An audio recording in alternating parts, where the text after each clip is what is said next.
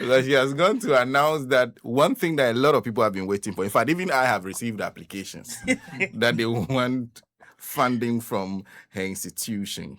Of course, we'll be joined on the line by Eric. Why decide to go with ADJOA?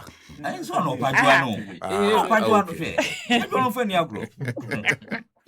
ADJOA OBUOBIA DARKO OPOKU. Nice to have you on the line. Good morning to you. Good morning to you guys also. It's always a pleasure talking to you. How are you? We are fine. We hope you are too. By the grace of God, I am very well. She's the administrator of the Ghana Medical Trust Fund, but you know her famously from this show on Radio Gold 90.5 FM. Then it was called the Gold Power Drive.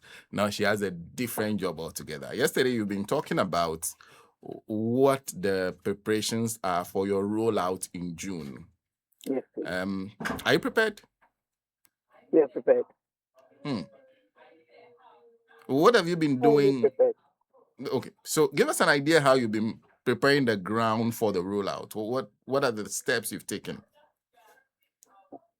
First of all, what we have done is that to get the facilities that we're going to work with to be connected to our secretariat, so that the specialists who onboard their patients onto the fund, we can receive it in our secretariat, and we have between 7 to 14 days to vet it and approve it for their treatment.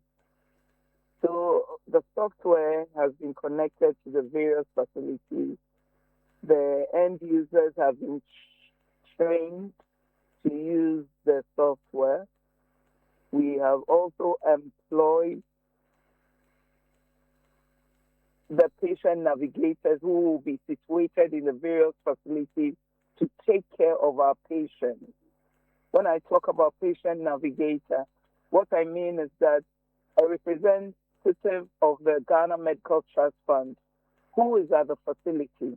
So when the specialist onboard a patient, the PNOs, as we call them, get the details and they take over the patient.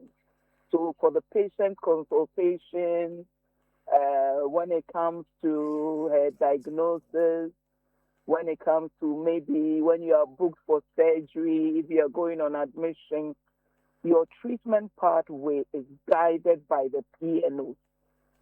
And there's a PNO in each of the 29 facilities that we are rolling out with. We intend to also add some more facilities as we go on. But for now, we are dealing with 29 facilities, and they have been connected. If you have some time, let me go through the 29 facilities with you. Okay. Kolibu Teaching Hospital, Komfanochi Teaching Hospital, Cape Coast Teaching Hospital, Tamale Teaching Hospital, Ho Teaching Hospital, Sunyani Teaching Hospital, Etienne Kwanta Teaching Hospital, Greater Accra Regional Hospital, that's the Ridge Hospital, Eastern Region Hospital, Winneba Trauma and Specialist Hospital, Volta Regional Hospital, Kumasi South Hospital, Northern Regional Hospital, Upper West Regional Hospital, Upper East Regional Hospital, Sefioso Government Hospital, Goso Municipal Hospital, Rara Government Hospital, Holy Family Hospital in Kechiman, Baptist Medical Center, University of Ghana Medical Center, popularly known as UGMC, 37 Military Hospital, International Maritime Hospital in Tema, the Bank Hospital, Trust Specialist Hospital, popularly known as Net Hospital, Uracare Multi-Specialist Hospital. They have two branches, one in Cantonment and one in East Legon. We have the Aisha Hospital, that's the private hospital in Tamale, that will complement the Tamale Teaching Hospital and the Northern Regional Hospital. And we, last but not the least, is the St. Michael Specialist Hospital situated in La Paz. So these facilities have been connected to our software, and there are specialists there who are in charge of their oncology department will be able to onboard the patient onto the Ghana Medical Trust Fund platform. The subject matter experts and our board of trustees have taken a decision that we cannot onboard all the conditions at the same time. Non-communicable diseases are broad. So we are rolling out with the cancers to start with. When I talk about the cancers, I mean that for cervical cancer, for breast cancer, for prostate cancer, and breast cancer. So, you have breast cancer, cervical cancer, prostate cancer. And we are dealing with 4 childhood cancers, such as leukemia, lymphoma, soft tissue sarcomas, retinoblastomas, and the nephroblastomas. That's what we are starting with now.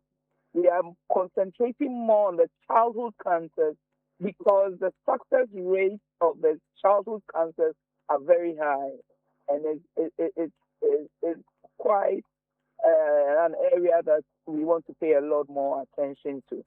So if we roll out with the cancers, then we have taken a decision that every quarter we will add another condition. So maybe in the quarter we will add cardiovascular diseases.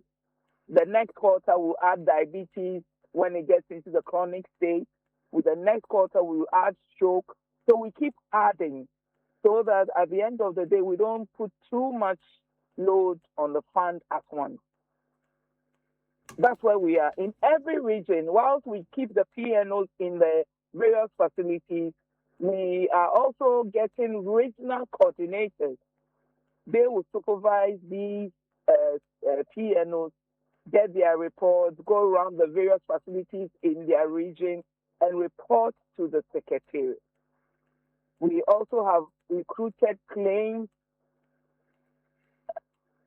employees who will sit in our secretariat, and at the end of the month, when these facilities present their claims, invoices, and all that, they will work on it and make the payments to the various facilities. We also have patient enrollment of managers also employed. When the hospitals make the request and it comes to the secretariat, they will vet it for approval so that you know that you have been approved for treatment on the medical trust fund.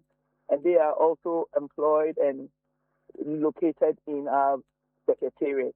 So all these ones have been done, and we know we are ready to roll. So between now and June, what we are doing is that we are putting finishing touches to be able to roll out from the first week of June. Great. What went into considering which health facilities to start with or not to start? Because I realize you have a mix of regional teaching hospitals, or virtually all teaching hospitals are on it, virtually all regional hospitals. You add a few district hospitals. Was there a particular criteria, especially for choosing the district hospitals you're going with? Because we have 6 regions, 6 new regions, I must say. And these new regions do not have regional or teaching hospitals situated in the various regions. Okay. So what we have done is that some of the district hospitals who have been virtually sitting in as regional hospitals for these regions have been brought on board until the regions can get regional hospitals. Basically, we have to deal with tertiary institutions, and that's the regional hospitals and the teaching hospitals. But because those regions do not have regional hospitals as of now, we need to be able to get some of these district facilities and the child facilities to stand in for us.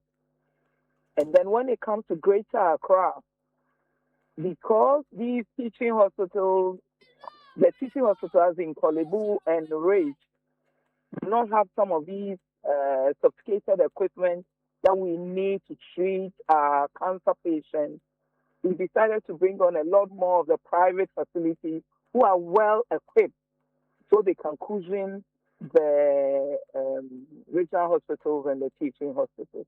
And that's why if you look into the list, we have got 6 specialist facilities who are private so that we can be able to access some of their high sophisticated equipment. And of course, one of the things that you talked about yesterday, the last time you were here, you were talking about is it catheterization centers we're building. Are you done with them? Yes, please. No, not yet.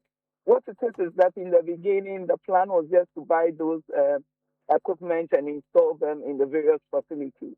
But then as we went round, we realized that Kolebu already had what they needed because what they had caught fire was a replacement. So what we did was that we had to renovate their current location for the CAD lab, expand it a bit, and then put a new equipment there. So that one clearly didn't take too much time. We are hoping that by the end of this month, it will be ready. They are done, tiling and everything, plastering, everything is done. What we are looking at is that by next week, the equipment will be fixed in there. And then latest by the 31st of this month, Kolebu will be up, and I'm sure His Excellency the President will commission it. But for Tamale and Komfanoche, we had to build from the scratch. And I must tell you that I am very happy with the contractor and the kind of work he's doing. We are already on the 2nd floor. It's a 3-story building. It's a 2-story, sorry. 2-story that we are putting up. He's already done with the ground floor, working on the 2nd floor for both locations. I'm sure the last time His Excellency the President went on an inspection in Tamale, I'm sure you saw the various where he's got into. I will send you pictures later from my phone so you can update your listeners. But then we are looking at by mid-year into September, the 2 will be completed. So now, when you enter that facility for Komfanoche and Tamale, you don't only see the catheterization equipment. We have gone further than that. We are putting in that building hybrid theaters, ICU and recovery wards, oxygen plants, pharmacy, consulting suites. We are getting a station for the nurses, their changing rooms and everything. And we are even getting some offices in there. So clearly, it becomes a one-stop shop with an oxygen plant standing by. So what it is that at the end of the day, you get in there, you can get your procedure done. There's an ICU standing by. The theaters are also standing by. So there's everything in there. By the time you are done and you are discharged, you are going straight home. It's not as if that there's a surgery done there. They have to move you to another department in the hospital or anything else. Everything is in there. So we are calling it the cardiology center. So it's no more just a cath lab. Yes, and that's what we are doing for Komfanoche and Tamale, and that should be up latest by end of August into September. And then Kolebu, we are looking at end of this month. 3 catheterization labs, the Ghana Medical Trust Fund in collaboration with the Ministry of Health are taking charge of that infrastructure investment. And because I know as much as possible, one of the things you'll be looking at is value for money. I realize that you were mentioning some key hospitals in Accra who you said do not have the facilities for managing some of the diseases. The equipments are not available. But if they had, perhaps it would be much cheaper for paying for those people to go through that management. Are you considering equipping them? What's the plan? Do you have a plan for that? It's already in the pipeline, in the conversations. And I told you earlier that we have done a needs assessment tour. And what it did was to give us a gap, exactly which equipment each facility, and I mean the public ones, need. So we have the urgent needs of these facilities, and we are working on it. What we intend to do is to retool these facilities later on in the year so that at the end of the day, we can get these equipment that we need to use in the various private hospitals in our public spaces. It will make their work easier, and then a lot more people can access it. So there are plans in place for retooling. Great. Now, give us an idea what happens, because I'm wondering, because yesterday you spent a lot of time, you spent some significant amount of time trying to differentiate between what the National Health Insurance Scheme would do for you and what you would do for the people in question. So if a person is referred to a referral from a specialist comes to your office, what happens, and ultimately what would be the benefit to that person if you decide that that person deserves to be supported by the fund? Okay, so let me tell you about the three-tier health financing system that Ghana is operating now. At the base is the free primary health care. The free primary health care, what it does is disease prevention, screening, public education. So you wake up in the morning, you're not feeling well, you have a headache, you simply think that you're weak. You can walk into a CHIPS compound, a midwife place, a setup that just simply says free primary health care. That's where you can check your pressure, maybe check your sugar and everything. The moment you go beyond that, you get onto the National Health Insurance, and they will take care of you to a certain point. Let's say you're even a dialysis patient. National Health Insurance gives you twice a week of dialysis. The moment your condition gets worse and you simply cannot live with 2 sessions of dialysis, the National Health Insurance has ended. It cannot go beyond that. That's when the Medical Trust Fund comes in. Okay. Take care of your, if it's a transplant, if it's a surgery, if it's something more you need. So the moment the Ghana Medical Trust Fund comes in, it means that you have gotten into your chronic state. And that's when we take over. So that's why we continue to say that where the National Health Insurance and the Ghana Medical Trust Fund begins. So at the end of the day, many people simply think that the Ghana Medical Trust Fund is just here to pay medical bills for persons living with a non-communicable disease and whose conditions have gotten into a chronic state. No, we have a 4 core mandates. 1, provide financial support for specialized non-communicable disease treatment. 2, support specialist training, i.e. doctors, nurses, pharmacists, allied health professionals. 3, we also invest in critical health infrastructure and equipment, as we've just spoken about. And last but not the least, we support medical research in chronic diseases. So it's not just about getting that budget we get from government and just going ahead to pay only medical bills of these persons living with a non-communicable disease. That will not be enough, especially if we are not training specialists who are going to help to treat these patients. If we are not conducting research into why we are getting certain conditions from particular areas in this country, there should be some research done into non-communicable disease. Because research tells us that about 43% of death in this country is attributed to non-communicable disease. And you and I know that it's important to research and understand why it's on the increase. So that's exactly what we do as a medical trust fund, and that's what makes us different from the National Health Insurance. Great.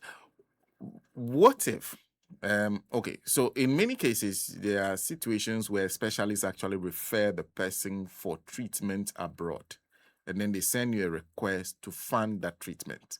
Would you be in the position to do that? Is it part of your mandate? Any treatment beyond the borders of Ghana, as stipulated in our Act, cannot be taken care of by the trust fund. And let me repeat that, because I often get these tags from social media, people calling us, walking into our office, that treatment has gotten it to some point that they need to be referred outside the country. And we get a lot more of requests. I have to go to India. I need to go and get ABCD done there. As per our act, any treatment beyond the borders of this country cannot be facilitated by the Ghana Medical Trust Fund. Not even partial funding? Nothing at all. Is there a reason for that? Because that funding for just one person to go abroad for their treatment can take care of 20 patients in country. So within the boundaries of Ghana, that's where your limit is. Exactly. Just two questions. These ones are not from me. First one is from Richard Kwanzaa, who was engaging me yesterday. I know you know Kwanzaa quite well. Exactly. That one can argue. We're arguing about the probability of some of the specialists using the power of referral to you or abusing that power. That if they have, they could decide that before I refer you to Ghana Medical Trust Fund, you need to give me something. You know how our system can be abused by many people. Is there a structure that prevents that? Yes, and that's why I tell you about the patient navigators and the regional coordinators. The moment a patient is having a difficulty, that patient can look for the Ghana Medical Trust Fund rep in that facility. You understand me? And say that maybe this is my condition. Okay. I've been asking this doctor to onboard me, but it looks like there's some difficulty. Okay. So immediately the patient navigator also guides the patient. Okay. And then I'm sure that the doctors also know that we have been able to situate our patient navigators in their facility. So I think that any difficulty a patient has, that patient is not alone, because we have a PNO in the facility, and we also have a regional coordinator. And that's why what we have done is that we've tried to put artworks out there, so you know who our PNOs are. We are adding their phone numbers too. So when you get into rage, you know that there's this, let's say Rihanna too, there, who represents the Ghana Medical Trust Fund, and number 2 is there. So we are giving them official numbers so that it's easy to contact them when you have an issue, when you think that something that is slowing the process down or anything. They will be in charge and they will do the legwork for you. And let me conclude with this. This is a message sent by Oscar. Oscar says, ask those with neurological condition like CIDP. He says he has chronic inflammatory demyelinating polyneuropathy. What would they consider us? I've been home for 1 year, inability to walk due to a motor accident. I had a disease control. I had as a disease control officer. Help me to go back to work. The human immunoglobulin I was asked to buy is very expensive. For someone like it, for some of these special cases, what we are trying to do is to discuss with the subject matter experts and the board, so that they can open a window for us, so that when we get some of these chronic, very serious, severe cases, we can make an intervention for them aside the cancers that we are focusing on now. You understand me? Okay. So I'm sure that very soon, going into June, if the approval is made by the Board of Trustees, that window can be open for some of these cases. But on the quiet, I'm sure that Eric Boateng is there. Please let Eric give him Dr. Nobekipo's number, okay, and let him call Doc, and then they can start a discussion on his situation. All right. Thank you. Thank you for speaking to us this morning. Thank you. Thank you. Have a good day. My love to everybody in there. Miss you guys. Oh, miss you too. ADJOA OBUOBIA DARKO OPOKU is a family member here at Radio Gold, administrator, Ghana Medical Trust Fund. Of course, this is a novel, is it policy? And she has the duty of being the first administrator of the fund. So, which means from setting up to deciding how it operates, everything falls on her laps to lead. Like she's building Yes. a foundation. Yes. And we know what it takes to build a foundation. If you are putting up a building and you don't have a strong foundation, you know what will happen. And so she has the duty of building that foundation, and we are expecting that foundation will be strong enough to carry the building all up. And so you can imagine the duty. And to withstand the already threatened with That is it. threats. So Yes. you see, our politics is quite interesting. Our politics is not actually built in a way already before the thing even starts. Yeah. It has been threatened with collapse. The sambalat. Former president. But I think that this one, I'll be surprised. Of course. I'll be surprised if it is Of course. touched in the future by a government that perhaps may have some disagreements with Massa. us. But to have a disagreement with it in essentially is also problematic. This is it. Yeah, it's very problematic. As long as we are able to generate the funds to do this, we should continue to. It's for a good cause. We should continue to, because increasingly, first, the people who used to have these diseases had the money to manage them. Yes. Nowadays, there are many people who do not have it at all. They are confronted with this on a daily basis. They are struggling to keep up. Their families have become completely broke. So we need to think about that, especially when you are looking at 50% of it being your disease burden. So it has taken up to 50% of a disease burden. So there's a need to do this. There can be no excuses for this. Yes. And National Health Insurance Scheme will not. No. Will not cut it. To be very frank, it won't cut it. It won't cut it. If you come and your very first view is that let's put it in, you have already destroyed what is being done. It won't work. And as she keeps going round, we also keep, asking you to donate to the fund. Yeah. If you are in the position to donate, please do to help their work. Yeah. She's doing great. Listen to her yesterday, and when you listen to her talk about the whole fund and what they are doing so far, you're impressed. You're impressed and excited that something like that is happening. And so we'll appeal to you, corporate Ghana, individuals, to just donate to the fund. Well, my guest is in. Mr. John S. Bauer is Managing Director, State Housing Company Limited. We'll be talking about